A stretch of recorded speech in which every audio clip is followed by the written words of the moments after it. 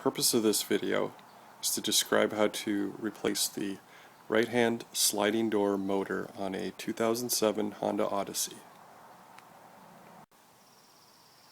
Step 1 is to remove the side plate that covers the bearing assembly for the slider door, and there are two screws to do this. The first one is located right here, and the second one is behind the rear right tail light.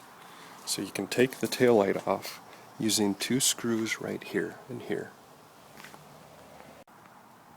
Once you remove the side plate, now you can access the bearing that allows the door to slide, and that's located right here. And the cables for the motor attach on either side of this and run all the way back through here.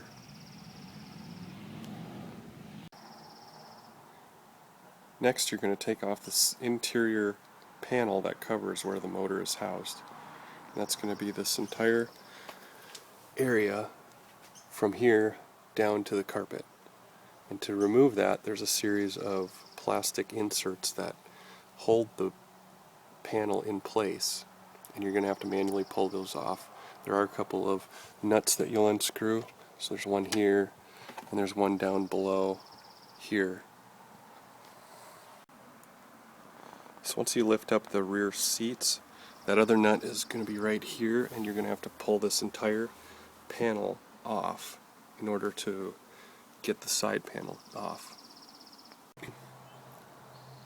So after you pull off the rear panel, I want to show you where all the contact points are, so you know exactly where to pull on it and you don't break the little plastic grommets that hold it in place. So the pink ones are along the bottom. There's 4 of them. And then along the top, there's this plastic area that fits into here, and then there's a series of other plastic fasteners along the top. So there's a total of 5 of them. 2 on the left side, and then 3 on the right side.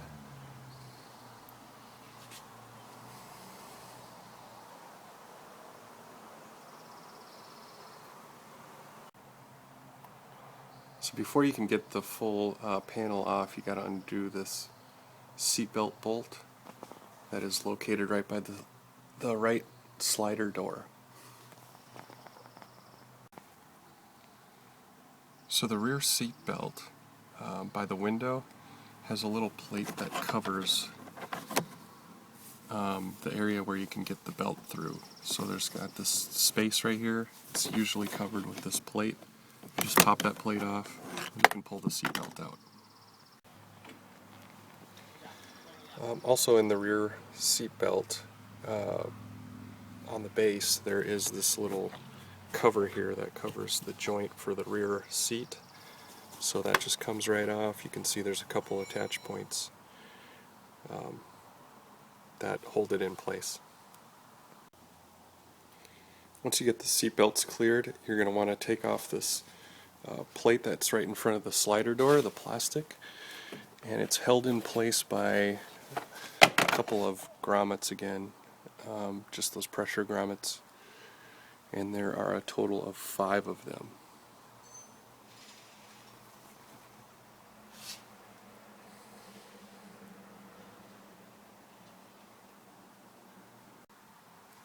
So the most difficult part about getting this side panel off is right here by the door, where the seatbelt that is next to the sliding door is. The plastic here, there's a few different hooks that are that hold it in place, and then the seatbelt is also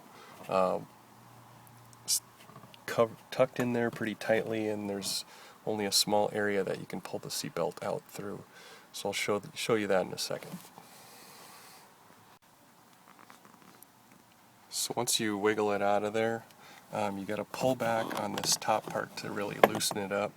But you can see there's a series of connection points that really keep it tight and secure in there. and then the seat belt goes through here, so you just gotta open up this little gap right here and you can get the seat belt out. Next thing I wanted to point out was there are these little metal hooks that attach, and here's what it looks like. This lip right here goes right under the seal, the door seal, and you can't really see it real well right here, but it wraps underneath there, and sometimes they stick, and it's really hard to get it back on once you have to put the panel back on in place. But they sit here, here, and the one I'm holding goes right here. Now, as far as the grommets that are that hold the panel in place, there is one right here, here, and right here, right here, right there, right there, and then there's two in the back I think you can see right there. And then there's also one right in the center right here. So I found the best thing when you put it back in place, putting tape on the window of where they go works best to line it up and get it snugly back into place. But this is what it looks like after you open up the side panel.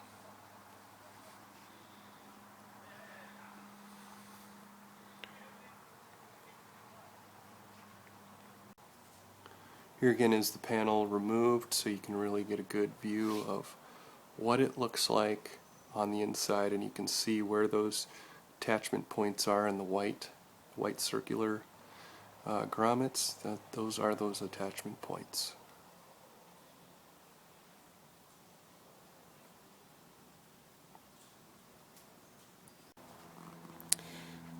So in this instance, I've already removed the motor and now I'm installing the new one. But one of the cables goes through this hole right here, and these screws hold that in place. The next thing you're going to have to do after you pull off the panel, though, is to remove the seat belt. And there is a bolt right here, and this is a size 10 metric, and the other one is a size 14, and that's all you should have to use, besides a Phillips screwdriver. So the motor sits behind this plastic piece right here, and it's got like some adhesive that holds it in place, so you'll pull that off, and then you'll also have to pull off the rear fan for the heater, which is this whole assembly right here. To gain access to the motor compartment right there behind that plastic sheeting, there are some hoses that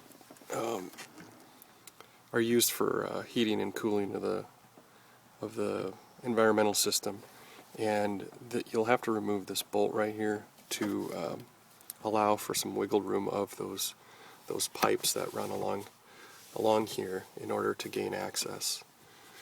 And you'll also pull off this vent plate right here, and you'll need to do that in order to access one of the bolts back here to get that fan assembly off.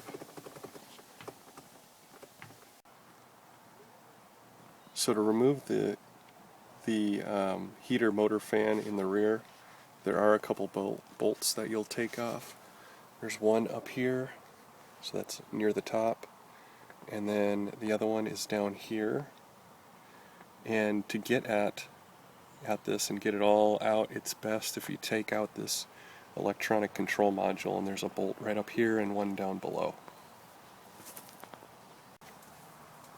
So once you take the bolts off, then the motor fan will be loose, and it'll be loose right here, and it sits down below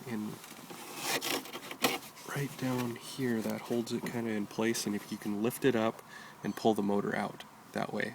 However, there are pipes and stuff that are attached to it, so you're not going to be able to move it too far.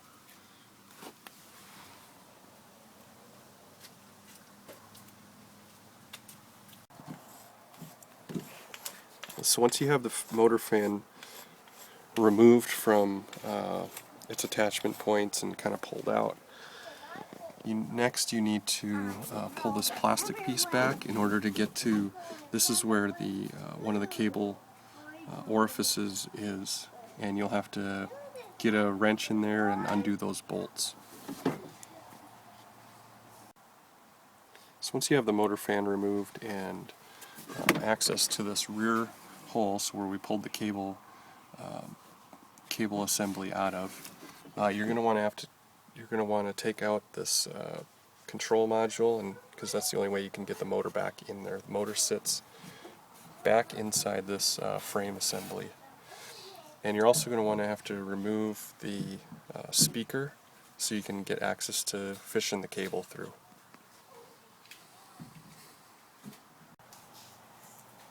So this is the new motor assembly for the Honda Odyssey, and the pack slip is right here, and I have the part number. It is 72010 SHJ-A21 motor assembly.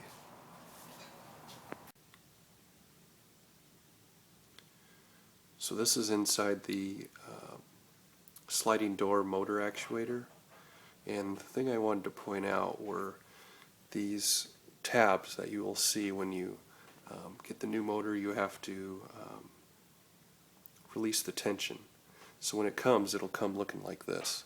So the spring will be loaded inside, and you won't be able to see this piece here sticking outside of the motor like this.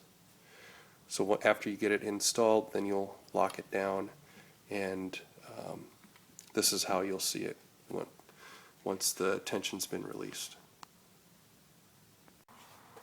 So now I have installed the motor. I passed it through this area and attached it to these two bolts right here. They just kind of slide in through the hole here. And then there's also the plastic attachment point that came with the cable. So there's one here, and then the other one is right here attached through here. So you can see that I have it set in place in the rear here. This is where the orifice was where the cable goes through. And then in the front, the cable is running all along through here, and then it comes out right here, and you just gotta fish the cable through the hole, and then you'll bolt in the attachment point right there. Okay, now you can see that I have the cable strung out. It's coming out right here, and this is the rail that has the bearing assembly on. We need to take the bearing assembly off of the door. You need to prop the door up with a jack stand or jack because it will be loose once you take that bearing assembly off. Once you take the bearing assembly off, then you attach the cables to it. Okay, now I have removed the bolts on the bearing assembly, which is right here. And to get that out, you just lift it up. And I've also attached the first cable to the cable attachment point right here.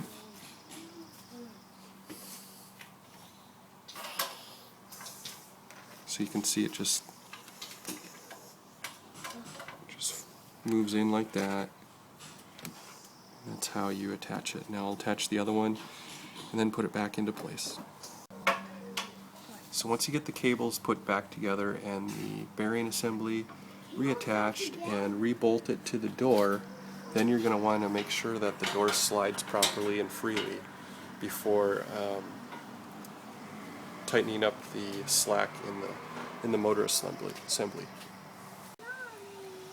After you've ensured that the door moves freely, once the bearing assembly is attached to the slider and the door, you're going to come in here and push these tabs down, which will tighten up the slack that's been in the cable. The slack was there so it would allow you to attach the cables to the bearing assembly. So once you do that, it's going to be tighter, the door is going to move a little more difficult than, or more tight than it did before. And then once you do that, then attach the control module cables to the motor itself, and then you're going to test it using the automatic door function. So once you've tested the doors and they work properly, then you'll just put it all back together in reverse order.